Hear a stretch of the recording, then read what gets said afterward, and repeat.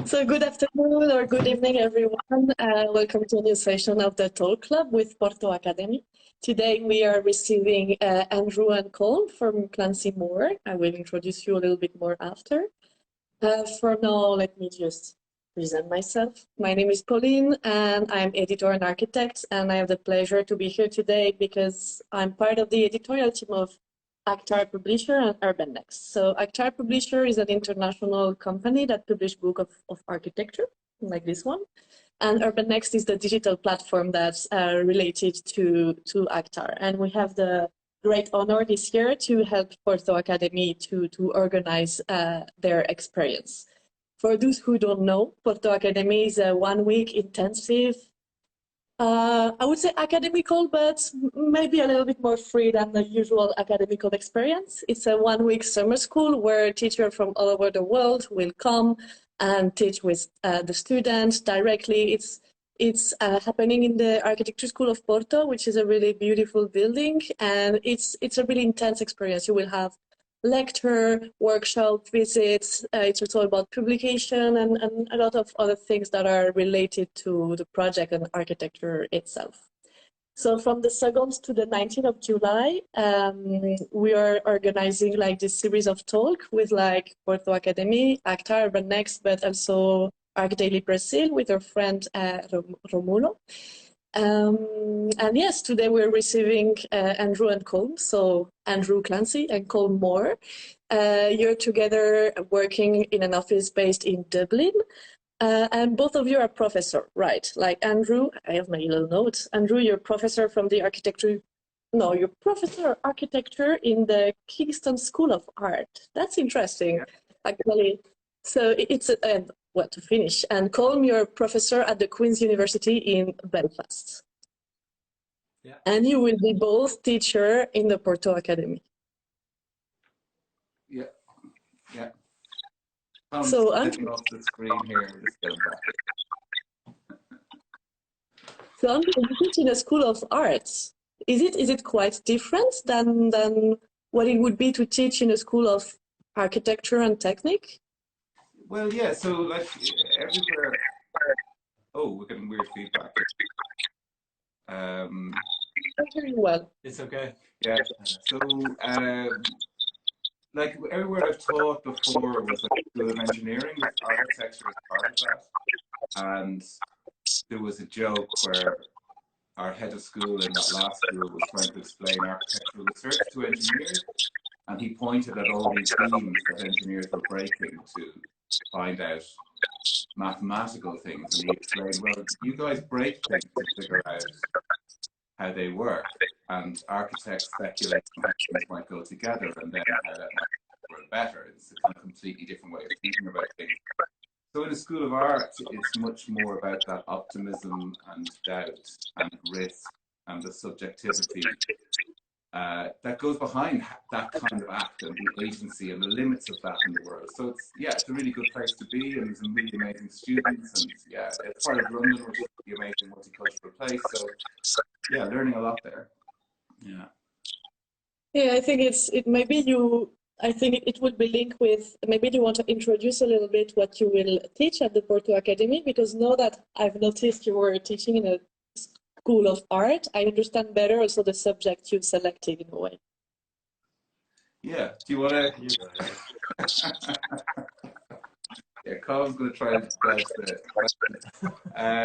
so what we were thinking of doing was trying to foreground architectural or ways of seeing and ways of translation and the analog as opposed to digital production. So we're not really so interested in the sweatshop version of architecture. We're not really interested in the people we work with in the summer school being locked in the studio on a computer for the week to make some polished image to the service of presumably to the person running the workshop.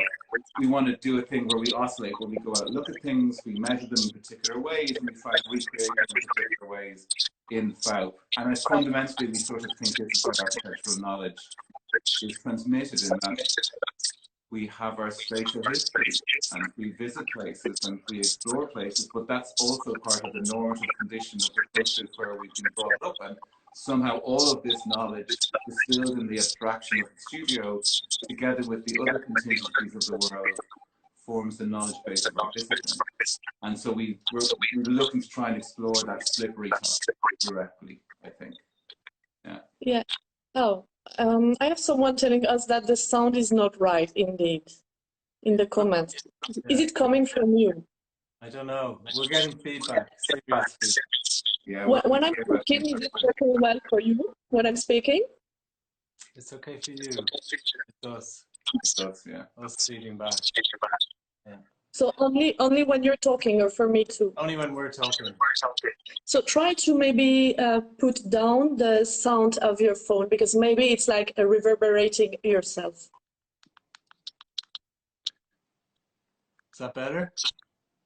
I think it's better. Okay, we can barely hear you, but it's better for us.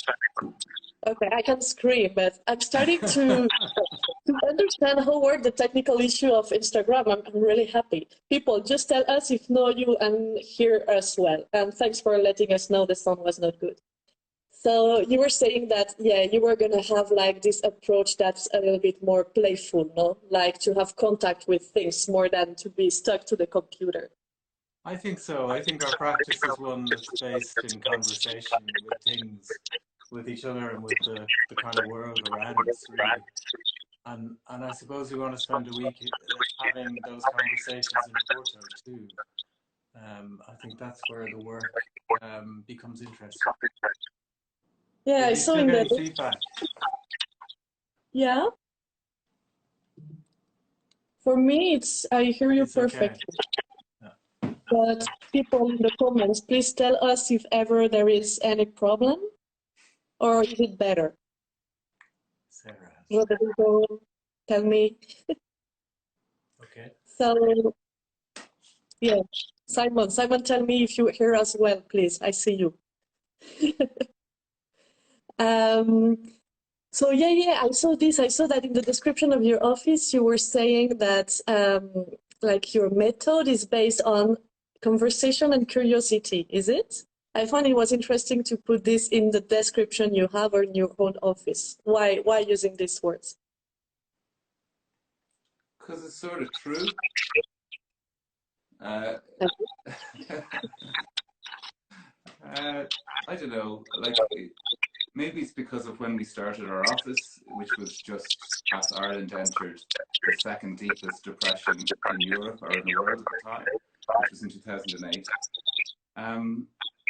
The mythology that architecture was some sort of act of certainty that you imposed just seems completely imagined. It just seems like a mythology that somebody had created, or maybe it existed at some point in the past, but it didn't exist like that for us. And it seems like that, yeah, you had to strive really hard to make sense of things, to make order of things, but they could just as easily be unmade by things that were outside of the control of the architect, but very much part of architecture, like building regulations and the budget or client or any kinds of things like that. And so to miss that conversation, that negotiation, seemed like you were missing the fundamental skill of the architect. Like the really great architects are able to make meaning out of all kinds of contingent realities that surround them, and that seems very powerful. So that, yeah, so we did a PhD by practice, and during that we kind of looked at lots of things where meaning might be found, and conversation was one of them, like where you don't know where you're going and you sort of have to make sense of it as you go. And I think a lot of the work we do is in response to existing buildings. So we're making additions, we're making extensions, we're renovating, and I suppose all of that is always in response. So immediately there's a conversation established between the thing that you find and how you choose to respond to it. So a conversation starts every project. Yeah. People are talking again about the sound. I think it's just Instagram Live, which is, it doesn't seem to turn on the sound cancellation. So, or else maybe there's colleagues in the building listening, but we're getting feedback here too, so I don't know. Yeah, I don't know. I will try to put my earplugs, but you cannot do this. So let's just try this to see if it makes any difference. We could do the earphones thing actually, but only one has a microphone. I That's not good. It's the left ear. Is that solving it? No. I can still hear her. No. Oh, no, might be better. That's because yours doesn't have the mic. I don't know. I'm going to just call it Instagram Live is a really shoddy interface. That's right. I mean, you said it.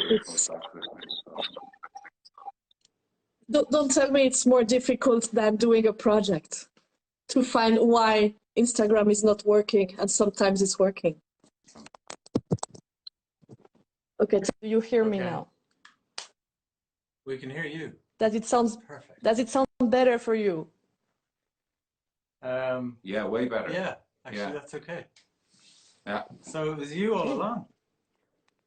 Oh my God! Don't say this. Until now, I never had the problem, so now I'm gonna start to be traumatized. So sorry, people, we're back. Now tell us again if it's working well, and sorry if it's my fault. Spanish internet connection, so dangerous. Yeah, where were we? So, I think you fixed it. I think you fixed it. Yeah. Perfect. That's the main thing, to discuss and find a solution. So you were saying that, now we lose internet, of course. Yeah.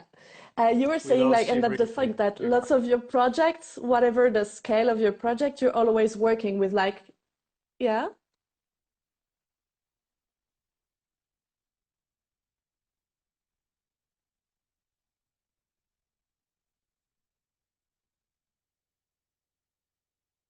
Okay, I think we're losing you.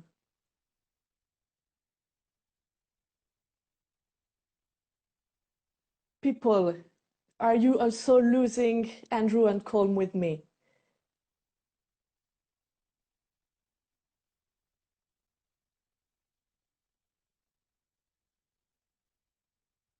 Okay, let me re-invite them.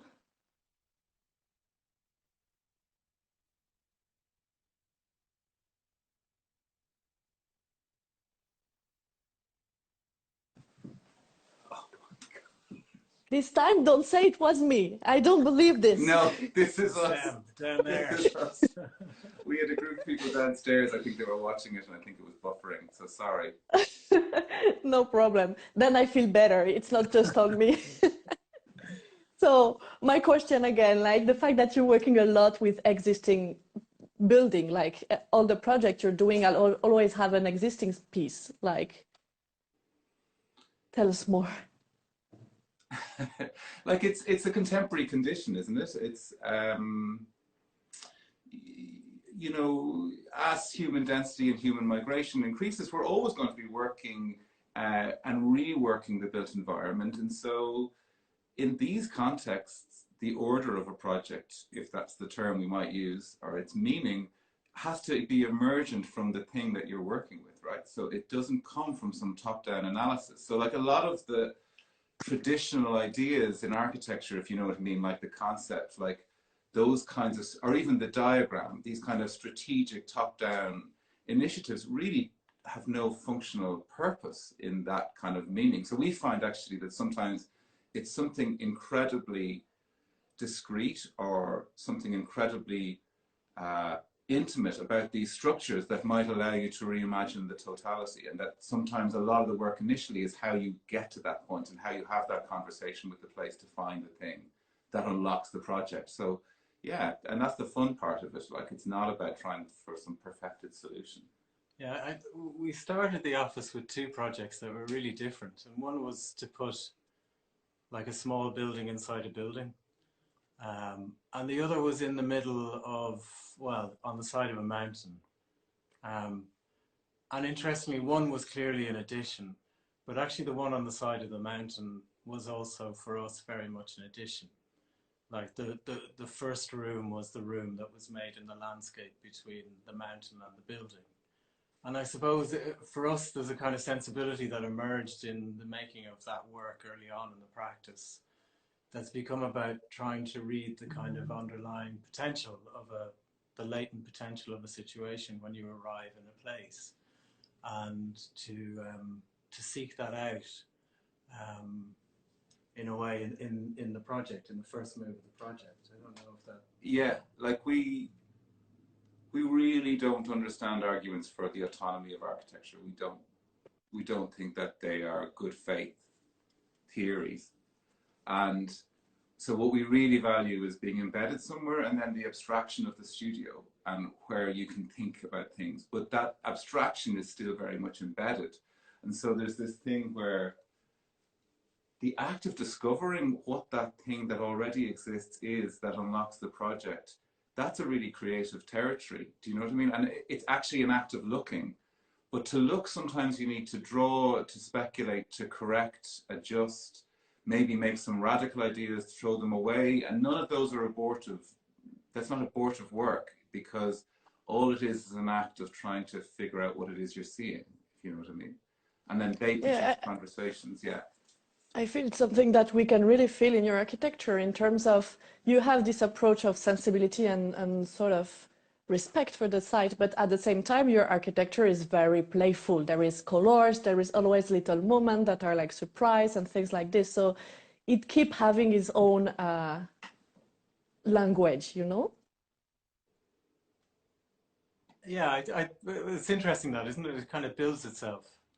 Each project builds itself, and we see that in moments. So like those conversations that we referred to earlier, they become part of the fabric of each project, and they allow us to kind of reimagine it at every step, which I think is really nice. And that's a funny thing, in that we talk about existing fabric, but sometimes our own projects become the existing fabric too, that we're responding back to. And that's kind of an interesting thing, isn't it? It's like we return to projects, I suppose, both upon request, but also in the process they're making. If that makes any sense. It does, yeah, it does. And it's interesting you use the word play, and you know, I think just the first thing to talk about colours and paint, I mean, the act of decoration, if you want to call it that, is as serious a thing as tectonics or structure. Like, in terms of the making of an experience in a space, we love all that stuff, and it's all fun and it's all playful, but it's also serious, right? And you can have a serious conversation about what color green in the same that you might want to use as you might have about the entire structural order and figurative presence of a project. And actually that attention, that breadth of the discipline is one of the things we love about it. Like, you can't sort of let go. You have to kind of keep thinking all the way through the project. But play is interesting, because I think there's a sort of a problem in language where in the English language we have about 200 words for abstract intellectual thinking, right? Like pondering, scheming, all that stuff. And we only have one word, play, for when the body and mind are working together. And what's interesting about that is other languages have many words for play, like Irish, which isn't our first language, but is the language of this country originally. You know, if you're a musician, it's Shanam, and if it's a child, it's Sugra, and if it's a footballer, it's Image. And so what it says is that play has orders of skill and scholarly encounter, and that play is still available to the architect. And it doesn't mean you put on a hat and go, I'm being playful now and I'm going to paint things yellow. That's not how it works. You're playful all the way through. You know, it's about this free-spirited encounter. And then, yeah, that also means that sometimes it's frustrating, sometimes it's difficult, but that's all part of play if you're serious about it. Like, that's all inherently part of the discipline, right? So, yeah. That's really interesting. I never noticed, of course, because I mean, in English, it's play and nothing else, that you could have like different definition of it. And that's a fact, as you say, if you say the architect is playing, it's not putting yellow on the wall, but it can be something way more thoughtful and way more, as you say, you have the rules that are like embedded in the site and things like this, but you can also create your own rules to have this game with your architecture. Yeah. It's all subjectivity, right? All the way down. Our subject is subjective, and then somehow we have to find meaning in that to justify the expenditure of very large sums of money for the making of things that last for decades or centuries. So yeah, it's interesting. Oh, it's really interesting. We like all that. complexity. Yeah. And tell me a little bit of the project you're working on now. Tell us a little bit what's happening in your studio. Oh. It makes you laugh. It's fun, right? There's a lot of different things. I guess the smallest thing we're doing is we're just finishing a window for an artists collective in Cork. So that's the smallest thing. And then the biggest thing is an infrastructural plant for a town south of Dublin with an internal area for the buildings of 3 hectares. So 3 hectares of internal area and 7 windows. And so that's the biggest. And then there's all scales in between. And yeah, it's kind of a nice time, kind of amazing time. Yeah. Sorry. And how does the approach you have of conversation and playful, how does it change or not change with these different scales? Would you say it's the same process or there is like big differences in the way you approach the project? I don't think it's changed, and people would challenge us about that, but the office hasn't changed, and that surprised us. So we're still a small office for 1 room with 5 or 6 people sitting in that space. And the sensibility remains. And I suppose the strategy about being somehow engaged in the world in a very open manner has allowed us to deliver the larger projects where I think other architects might have found them more challenging. Yeah, that's a fact. It's like I can imagine you can be playful with a small project, but maybe with bigger, it's a little bit more complicated.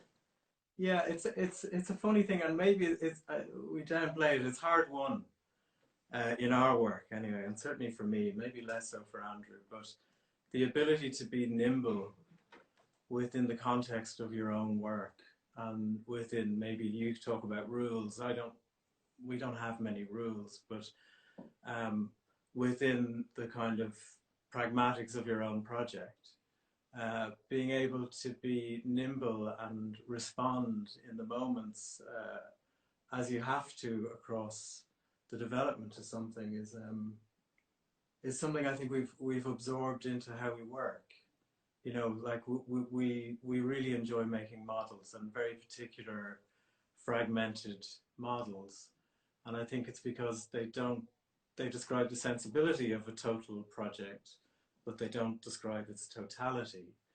And that's something then that allows others kind of into the world of your work and to engage in the project, but without demonstrably kind of closing off the change that's required or something. I don't know if that makes sense. No, it does. And a part of it is, yeah, it's a question, you know, when we started out, like, and we were doing, I mean, actually our first project was quite a big project, Pauline. And then when we were giving lectures towards the end of the recession here, it would be commonly, you know, colleagues who we really like, academic colleagues going, well, all of this is very nice for small work, but you're never going to be able to do this with big work.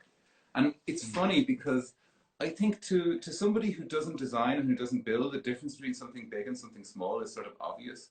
But actually, I'm not so sure if when you're in the act of creation that difference is actually so apparent. I mean, there's a certain amount of thinking time. I mean, that window, crafting our way through that window in the artist collective, because their budget was so tight and their needs so acute, and it was so much, it was a gift from somebody that we needed to make an accommodation for.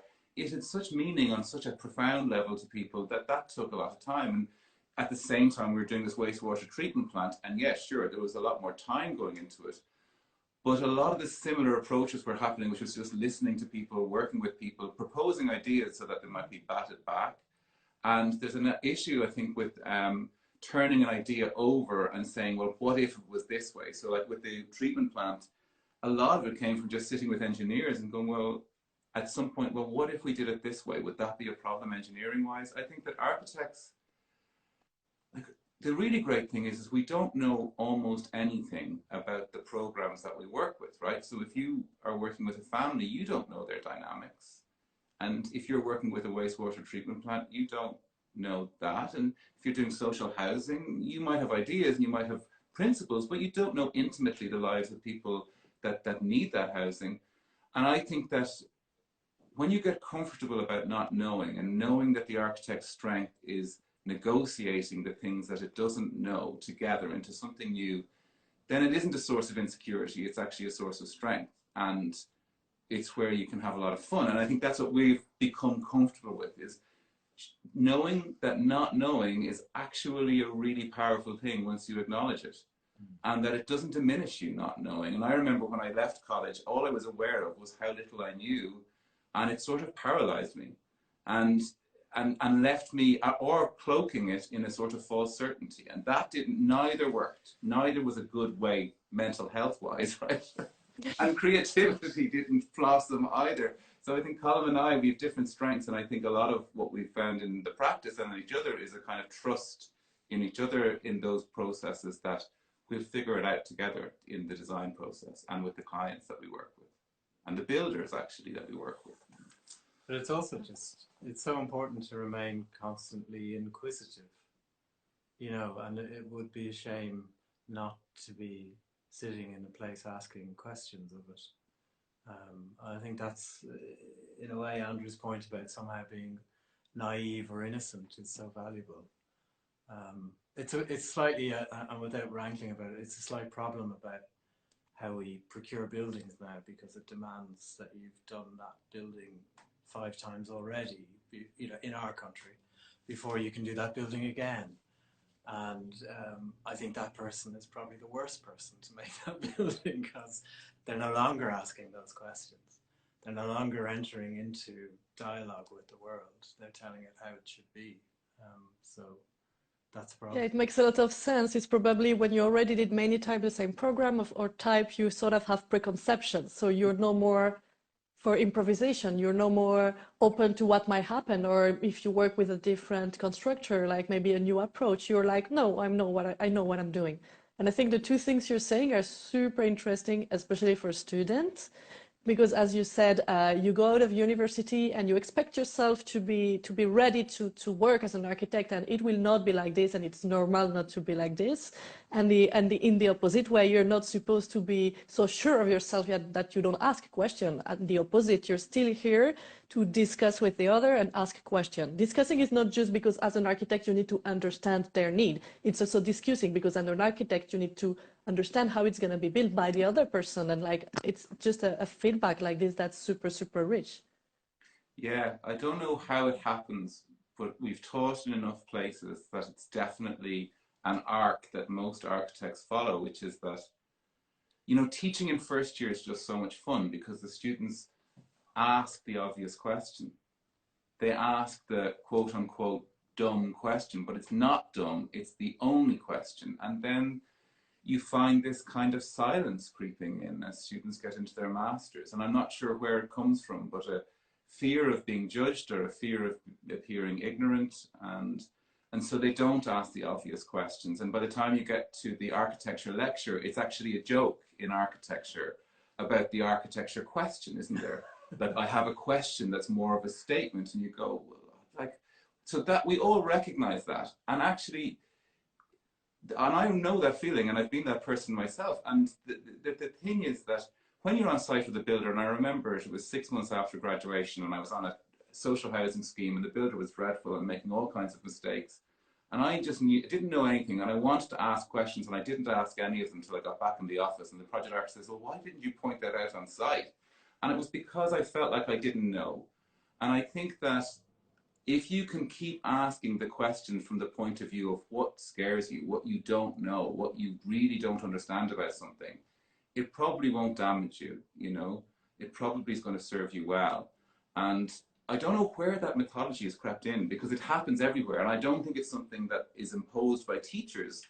I think it's just something about human development and maturity and adulthood and confidence and all that kind of stuff. So anyway, I've gone on a bit long, sorry. Yeah. No, it's, well, I mean, we will not talk for 10 more minutes, but it's a super interesting project because I thought about this a lot, and I'm kind of sure that architecture studies are very special in one thing. Since the first year, you're dropped in front of the entire class or workshop presenting your project. And you need to be sure of yourself. You cannot show you have no idea what you're presenting, you know? So we're sort of taught to have like ego, to have this pride, and then you don't ask a question. You just need to show you know.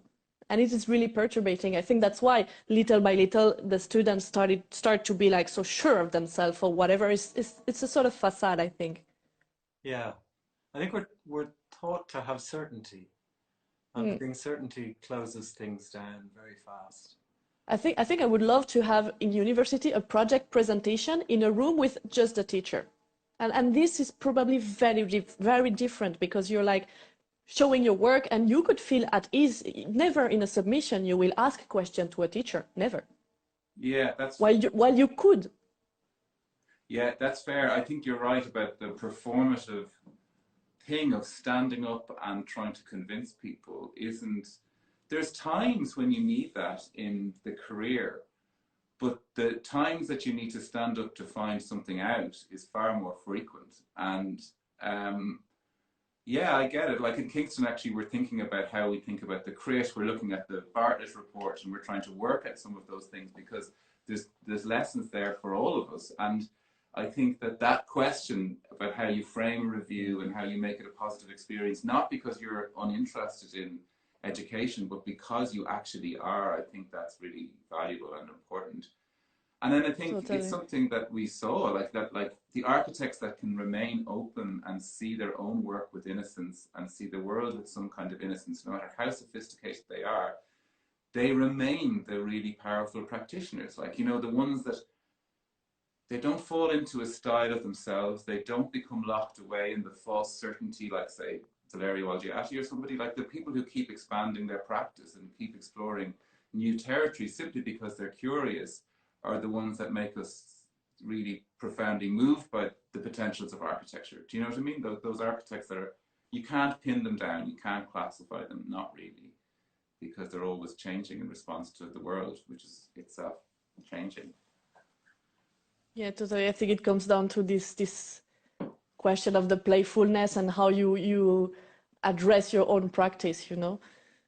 And in the end, I have this in mind, but you say, indeed, sometimes as an architect, you have to face this moment where you're sure of yourself, but it's not so often. And probably the only moment it's happening is when you present your project to a city council. That's done 80% of non-architect people that will ask you the, quote, dumb question. And then you will not know how to answer because you were like, you didn't even thought about it, you know, it's like instinct or whatever. And in the end, it's so funny. This sort of presentation is like, they're just asking the right question, you know? Yeah. So we get challenged by the client. That's what's happening. Yeah. Do we get challenged by the We client? I don't think so. No. No. Really? No. I don't think so. For me, I'm always surprised when you present a project and suddenly the client focuses on one detail and asks you, why this Windows is a circle?